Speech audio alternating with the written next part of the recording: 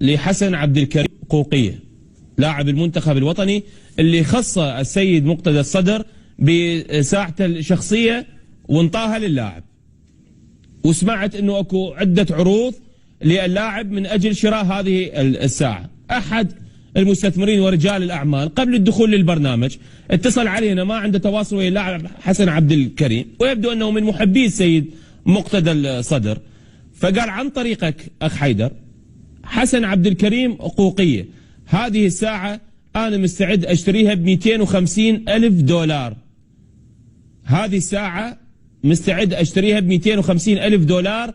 وهذا الكلام الحسن عبد الكريم، ومستعد الآن وين ما موجود أنا أروح لو أوصل له وأقدم له هذا المبلغ. فالعرض بشكل مباشر، يعني حتى لا تحسب الأمور بغير مكانها، أنه أنا مجرد ناقل لهذا الطلب. ممكن الأخ حسن عبد الكريم عنده مشروع خيري، ممكن يريد، ما أعرف شنو اللي باله بالضبط، ممكن يريد يحتفظ بهذه الساعة اللي يهداها إلى السيد مقتدى الصدر. لكن اللي علي أوصل الأمانة، هذا المستثمر هذا الشخص عرض مبلغ 250 ألف دولار من أجل شراء هذه الساعة. المجلس الاقتصادي العراقي، هذا آخر متابعة.